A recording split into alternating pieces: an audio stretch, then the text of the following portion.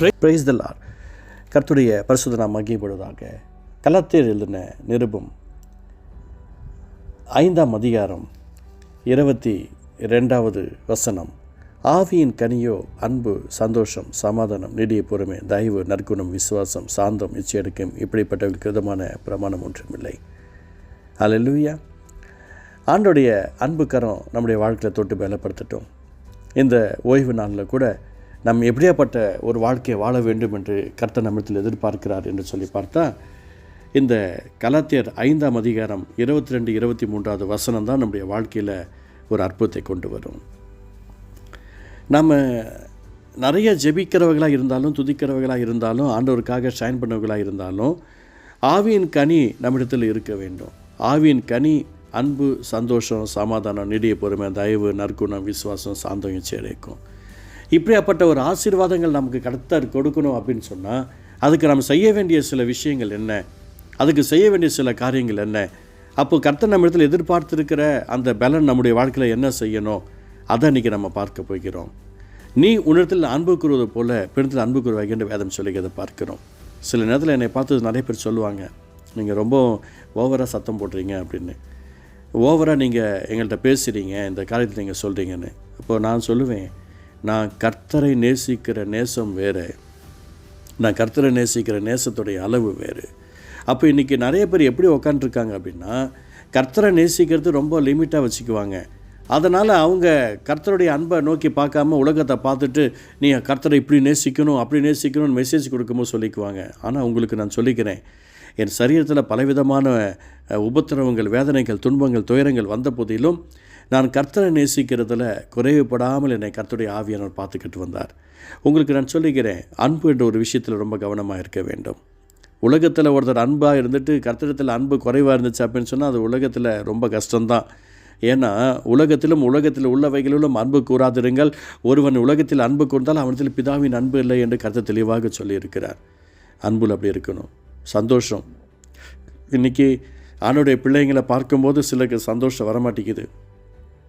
ஆனால் யாரையாவது ஒரு மாலை போட்டவங்களை பார்த்த உடனே ஒரு சந்தோஷம் வந்துடுது, உலகத்து ஜனங்களை பார்த்த உடனே சந்தோஷம் வந்துடுது. ஆனால் இன்றைக்கி ஆண்டோடைய அன்புக்குள்ளே இருக்கிறவங்களை பார்த்த உடனே அந்த சந்தோஷம் காணா, அந்த சமாதானம் காணா. அதான் இந்த இடத்துல சொல்லிக்கிறார். சந்தோஷம், சமாதானத்தை பார்த்தீங்க அப்படின்னா, குமாரன் உடையவன், ஜீவன் உடையவன். யாருக்கெல்லாம் பரிசுத்த இயேசப்பாவுடைய அன்பு பிரசனம் இருக்கிறதோ அவங்கள்ட்ட தான் சமாதானம் இருக்கும். அப்போது உலகத்தில் போய் உங்களுக்கு சமாதானம் சொல்லிட்டு உட்காந்துருப்பாங்க. கிறிஸ்துவுக்குள்ளே இருக்கிறவங்களுக்கு மட்டும் தான் சமாதானம். நீடிய பொறுமை, இதில் தான் நம்ம நிறைய தவறு பண்ணிடுறோம். சில விஷயங்களில் ரொம்ப ஆக்ரோஷமாக மாறிடுறோம், சில காரியங்களில் நம்ம தவறு பண்ணிடுறோம். நம்ம சரிப்படுத்துறதுக்காகவே இந்த வார்த்தை வந்திருக்கிறது. நாம் நீடிய பொறுமையுள்ளவர்களாக இருக்க வேண்டும். தயவு, இதில் நான் சொல்வதுக்கு இல்லை, உலகத்தில் இருக்க ஜனங்களுக்கு தயவு பாராட்டுறோம், ஆனால் கர்த்தர்ட்ட தயவு பாடுறதை விட்டுட்டோம். எப்படி சொல்கிறோமா, நான் தாகமாக இருந்தேன், பசியாக இருந்தேன், ட்ரெஸ் இல்லாமல் இருந்தேன், இப்படின்னு கர்த்தர் சில விஷயங்கள சொல்கிறார். நான் காவலில் இருந்தேன், வியாதியாக இருந்தேன், நீங்கள் என்னை பார்க்கவில்லை, எனக்கு உதவி செய்யலை அப்படின்னு சொல்கிறார். நாம் தயவு வைக்கணும். ஆணுடைய பிள்ளைகளை நோக்கி பார்க்கணும், தயவில் கரெக்டாக இருக்கணும், நற்கணும், நல்ல குணம் இருக்கணும், நல்ல குணநலன்கள் நமக்குள்ளே இருக்கணும். யாருக்காவது ரொம்ப முடியலன்னா கவனிக்கணும், விசாரிக்கணும்.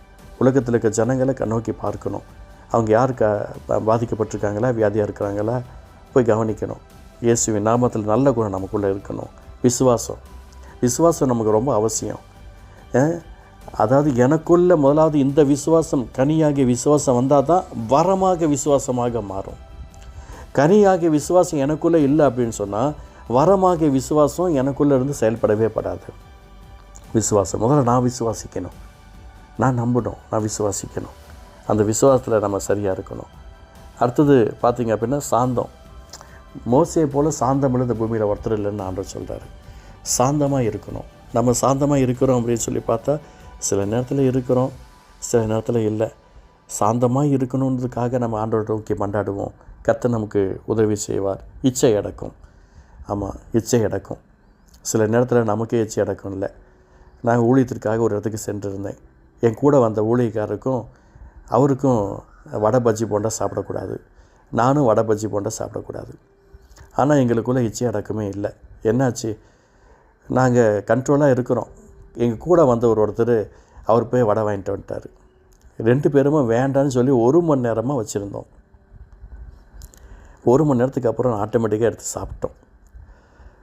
திருப்பி ஒரு இடத்துக்கு நம்ம இனிமேட்டு சாப்பிடவே கூடாதுன்னு காலையில் நாங்கள் 2 பேர் சேர்ந்து ஜெபம் பண்ணிவிட்டு ஒரு இடத்துக்கு ஊழியத்துக்கு போகிறோம்.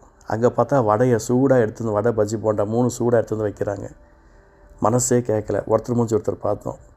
இந்த இச்சையிலேருந்து நம்ம என்றைக்கு தான் மீண்டு வர போகிறோமோ தெரியல. எனக்கு பிரியமானவர்களே, இச்சை என்பது பாவங்கள் மாத்திரமல்ல, இதுவும் இச்சை தான்.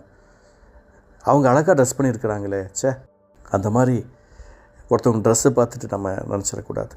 இச்சை அடக்க வேண்டும். தேவன் நமக்கு உதவி செய்வாராக. தேவனுடைய மகிமையான பிரச்சனை கூட இருந்து நமக்கு கர்த்தர் அற்புதங்களை செய்வாராக. அப்போ இச்சை அடக்கம் இருக்கணும். இந்த ஆவியின் கனி இத்தனையும் நமக்குள்ளே இருந்தால் தான் நம்ம பரலோகத்துக்கு போக முடியும். எதில் ஒன்று குறைஞ்சாலும் சரி நம்ம போக முடியாது. ஜெபிக்கலாமா? ஆவியின் கனியோ அன்பு, சந்தோஷம், சமாதானம், நீடிய பொறுமை, தயவு, நற்குணம், விசுவாசம், சாந்தம், இச்சை அடக்கம், இந்த 9 கனிகளும் எங்களுடைய வாழ்க்கையில் நிறைவாக இருக்கணும்ப்பா. கிருபையை நாங்கள் பரலோகம் போய் சேரணும். இயேசு மூலம் பிதாவே, ஆமென், ஆமென்.